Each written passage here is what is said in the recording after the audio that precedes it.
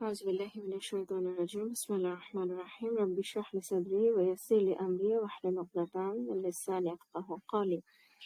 আপুরা, গত ক্লাসে আমরা দাউদ আলাইহিস সালাম এর ব্যাপারে কোরআনে যা যা বলা হয়েছে সেটা মোটামুটি শেষ করেছিলাম। আজকে আমরা কথা বলবো ইনশাআল্লাহ সুলাইমান আলাইহিস সালাম সম্পর্কে। আশা করি আমরা সবাই জানি যে সুলাইমান আলাইহিস সালাম হচ্ছে দাউদ আলাইহিস সালামের ছেলে ছিলেন এবং এটা হচ্ছে মানে কোরআনের খুব অল্প কিছু ক্ষেত্র যেখানে একজন নবীর পুত্র, নবীর ছেলে নবী হয়েছেন এবং তার মানে সাম্রাজ্য ইনহেরিট করেছেন। এবং এখানে একটা ইম্পর্টেন্ট জিনিস যে মানে একজন ব্যক্তির নবী ছিলেন এবং একই সাথে রাসূল নবী ছিলেন এবং একই সাথে মানে রাজা ছিলেন। এই জিনিসটা কিন্তু খুব একটা কমন জিনিস না, আমরা খুব বেশি এরকম দেখতে পাই না। তো সেই দিক থেকে দাউদ আলাইহিস সালাম এবং সুলাইমান আলাইহিস সালাম একটা এক্সেপশন। এবং অবশ্যই এখানে আমাদের মাথায় রাখতে হবে যে সুলাইমান আলাইহিস সালাম যে বাবার কাছ থেকে উত্তরাধিকার সূত্রে, যেটা আমাদের দেশে অনেক সময় হয় যে বাবার রাজার ছেলে রাজা হবে বা যেটা রাজতন্ত্র বলে, ব্যাপারটা এরকম ছিল না। ঠিক আছে, এটা এটা এটা কখনোই ইসলামের নীতি না। হ্যাঁ, তো এটা একটা এক্সেপশন, সুলাইমান আলাইহিস সালামের এটা একটা এক্সেপশন। এবং আমাদেরকে আমরা as we move forward Sulaiman আলাইহিস সালামের পেছনে বেশ কয়েকটা ওনাকে নিয়ে বেশ কয়েকটা পর্ব জুড়ে কথা বলবো ইনশাআল্লাহ। এবং আমরা দেখবো যে রুকিয়ার আয়াতগুলোর ক্ষেত্রে এবং জিন জগতের ব্যাপারে আমাদের যে বিশ্বাস, সেটার জন্য এটা হচ্ছে খুবই খুবই খুবই গুরুত্বপূর্ণ একটা অধ্যায়। তো সেজন্য আসলে আমাদেরকে প্রথমে সুলাইমান আলাইহিস সালামের এই সম্পর্কে জানতে হবে। ওনার রাজত্বের কি বলবো শব্দটা, ওনার রাজত্ব কতটা বিস্তৃত ছিল সেটার ব্যাপারে আমাদেরকে জানতে হবে। তো আপনারা স্ক্রিনের লিস্টটা দেখতে পাচ্ছেন যে যেমন আমরা যদি আমি যদি কোরআনের ওই রেলিভেন্ট আয়াতগুলোতে নিয়ে যাই, ঠিক আছে, যে ধরেন সূরা আম্বিয়া এবং সূরা সাদ, ঠিক আছে। এখন আমার সূরা সাবা। হ্যাঁ, তো এখন এখানে সূরা সাবার যেটা 34 নম্বর সূরা, সেটার 12 থেকে 13 নম্বর আয়াতটা আশা করি আপনারা সামনে দেখতে পাচ্ছেন, যেখানে আল্লাহ সুবহানাহু ওয়া তাআলা বলছেন যে আমি সুলাইমানের অধীন করে দিয়েছিলাম বাতাসকে, যেটা সকালে 1 মাসের পথ এবং বিকালে 1 মাসের পথ অতিক্রম করত। তারপরে গলিত তামার একটা ঝর্ণা প্রবাহিত করেছিলাম, ঠিক আছে। এবং মেইন যেটা খুবই ইম্পর্টেন্ট সেটা হচ্ছে যে উনি জিন জাতিকে ওনার সুলাইমান আলাইহিস সালামের অধীনস্থ করে দিয়েছিলেন। তো সুলাইমান আলাইহিস সালাম যদি বলতো, ঠিক আছে, যদি বলতো যে যেটা করতে হবে সেটা শুনতে ওরা বাধ্য ছিল। সুলাইমান আলাইহিস সালামের ইচ্ছা অনুযায়ী তারা দুর্গ নির্মাণ করেছে, ভাস্কর্য, বিশাল বিশাল পাত্র, হ্যাঁ, চুলের উপর স্থাপিত বিশাল ডেগ, এগুলো নির্মাণ করত, ঠিক আছে। সো যেটা আসলে হিউম্যান ক্যাপাসিটি দিয়ে সম্ভব না, ঠিক আছে, হিউম্যান ক্যাপাসিটি দিয়ে সম্ভব না। এবং এই জায়গায় আমাদের মনে হয় যে আমাদের জিন জাতি নিয়ে পড়াটা খুব জরুরি, যে ওদের ক্ষমতা কতটুকু, বা আল্লাহ ওদেরকে কি ক্ষমতা দিয়েছেন যেটা আমাদেরকে দেন নাই। হ্যাঁ, তো এজন্য আমি অলওয়েজ একটা বই সাজেস্ট করি, সেটা হচ্ছে যে ইংলিশে, কেউ যদি ইংলিশে কমফোর্টেবল হন তাহলে হচ্ছে দ্য ওয়ার্ল্ড অফ জিন অ্যান্ড ডেভিলস, সুলাইমান আল আশকারি, ওনার লেখা বইটা ফ্রিতে পিডিএফ অ্যাভেলেবল। আরেকটা হচ্ছে যে এই বইটা হচ্ছে আবার বাংলায়ও অনুবাদ হয়েছে। বাংলায় অনুবাদ হয়েছে শয়তান ও জিন জগৎ নামে, এবং এটা ইনফ্যাক্ট একাধিক পাবলিকেশন থেকে অনুবাদ হয়েছে, যেটা আসলে ইট শোজ যে আমাদের মানে হয়তো আমি ওভার জেনারেলাইজেশন করছি, বাট ইন জেনারেল এখান থেকে বোঝা যায় যে আমরা মুসলিমরা একতাবদ্ধ হয়ে কাজ করতে পারি না। আসলে একই জিনিস, একই বই একাধিক পাবলিকেশন থেকে অনুবাদের পেছনে কি ফায়দা থাকতে পারে, এটা আসলে আমার কাছে খুব একটা ক্লিয়ার না।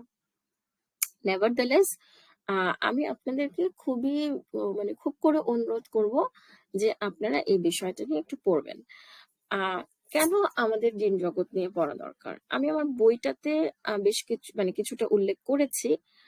এখন আমি এখানে অডিওতে আরো এটা বলতে চাই যে আমার কাছে এটা খুবই জরুরি মনে হয় জিন জগৎ সম্পর্কে জানা। মানে আমাকে যদি কেউ জিজ্ঞেস করে যে ধরেন কেউ একজন ইসলামে একদম বিগিনার, সে কি নিয়ে পড়াশোনা শুরু করবে, সো আমি অলওয়েজ বলি যে সে শুরু করবে হচ্ছে রাসূল সাল্লাল্লাহু আলাইহি সাল্লামের জীবনী দিয়ে, ঠিক আছে? এবং সেটা ঠিক এই হিসেবে না, এটা ঠিক আপনার কি বলবো মানে ম্যাটেরিয়াল, মানে অনেকে আমাকে বলে যে হ্যাঁ আমি তো পড়েছি রাসূল সাল্লাল্লাহু আলাইহি সাল্লামের জীবনী, 2-3টা বই পড়েছি বা একটা বই পড়েছি, হ্যাঁ, ঠিক সেটা সেভাবে না। আমি বুঝাই হচ্ছে যে আপনি ফিল করবেন, জিনিসটা ফিল করবেন। তো আপনি যদি ইংলিশ রিসোর্সে কমফোর্টেবল হন, তাহলে অফকোর্স ইয়াসির কাদি সিরা দিয়ে সার্চ দিবেন। আমি এটাকে হাইলি রিকমেন্ড করি।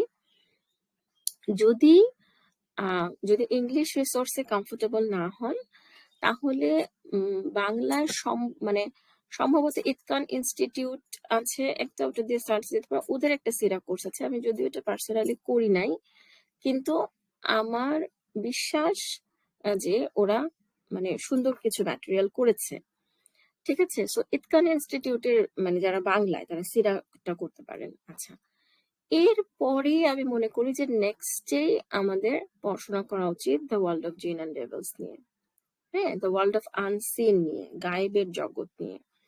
কেন আমি জিন জগৎ নিয়ে জানাটাকে এতটা এমফাসাইজ দেই, কারণ হচ্ছে যে এটার সাথে আমাদের দৈনন্দিন জীবনের অনেক শিরকি প্র্যাকটিস জড়িত, ঠিক আছে?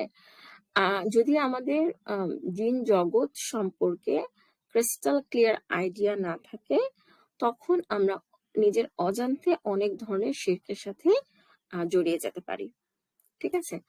আচ্ছা, এখন এখন আমাদেরকে সুলাইমান আলাইহিস সালামের আচ্ছা, এটা তো আবার আমি সুলাইমান আলাইহিস সালামের কনটেক্সট থেকে জায়গাটাতে আসার চেষ্টা করছি, যে এখন তাহলে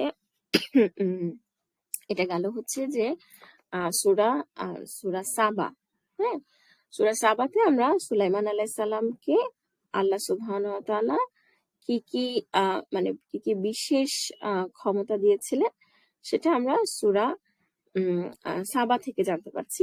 আরেকটা আমরা জানতে পারছি, সেটা হচ্ছে সূরা আম্বিয়া, ঠিক আছে? সূরা আম্বিয়া, সূরা আম্বিয়ার হচ্ছে 81 থেকে 82 নম্বর আয়াত, ঠিক আছে? সো এখানে বলা হচ্ছে যে আমি অধীন করেছি শয়তানদের কতককে, যারা তার জন্য ডুবুরির কাজ করত এবং এছাড়া আরো অনেক কাজ করত, আমি তাদেরকে নিয়ন্ত্রণ করে রাখতাম, ঠিক আছে?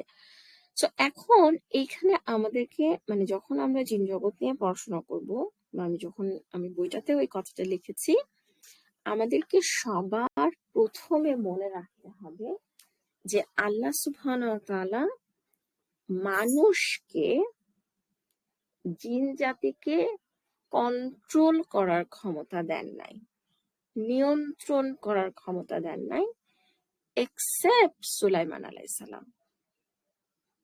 সো এতদিন পর্যন্ত মানব জাতির মধ্যে শুধুমাত্র একজনকে, আই রিপিট, শুধুমাত্র একজনকে এই ক্ষমতা বা এই ধরনের সাম্রাজ্য দেয়া হয়েছিল, সেটা হচ্ছে সুলাইমান আলাইহিস সালাম। তাহলে আমরা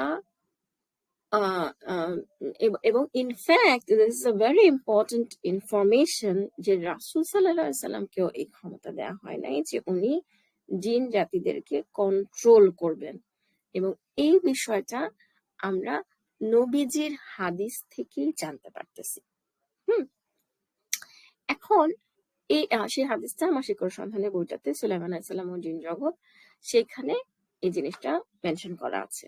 আচ্ছা, এখন আরেকটা বিষয় যেটা আমার মনে হয় যে বলাটা খুব জরুরি, সেটা হচ্ছে যে এই যে জিন জগৎ নিয়ে এত কথা বলছি, এবং আমি বলছি যে জিন জগৎ নিয়ে আমাদের জানাটা খুব জরুরি। এখন কেন সেটা?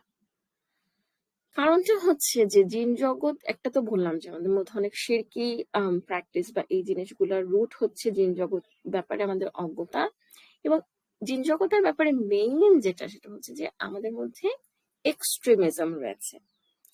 একটা certain segment of the society, তারা তারা হচ্ছে যে জিন জগৎটাকে অস্বীকার করছে।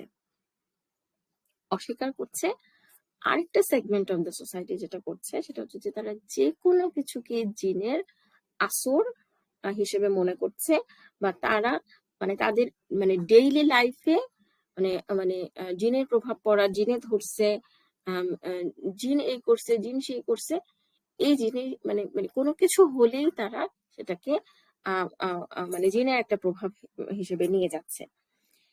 এই যে এই দুই প্রান্তিকতা, অলওয়েজ ইসলামের সঠিক অবস্থান হচ্ছে সেই জিনিসটার মধ্যে একটা ব্যালেন্স আনা। সো আমি moving forward to for next few episodes আমি চেষ্টা করব এই মধ্যপন্থার ব্যাপারে বলার জন্য। সো এখন আমাদেরকে ফার্স্ট যে জিনিসটা জানতে হবে, যেটা আমি বললাম, যে একজন মানুষের পক্ষে কখনো জিনদেরকে নিয়ন্ত্রণ করা সম্ভব না, একমাত্র সুলাইমান আলাইহিস সালামকে এই ক্ষমতা দেওয়া হয়েছিল। এবং এই ক্ষমতাটা কেন দেওয়া হয়েছিল, ঠিক আছে, সেটা আসলে বেসিক্যালি ওনার একটা দোয়ার ফলে দেওয়া হয়েছিল। এই এই এই জায়গাটা আগামী পর্বে আমরা এই দোয়াটা নিয়ে কথা বলবো ইনশাআল্লাহ। জাযাকুমুল্লাহু খায়রান এতক্ষণ শোনার জন্য। আসসালামু আলাইকুম ওয়া রাহমাতুল্লাহি ওয়া বারাকাতুহু।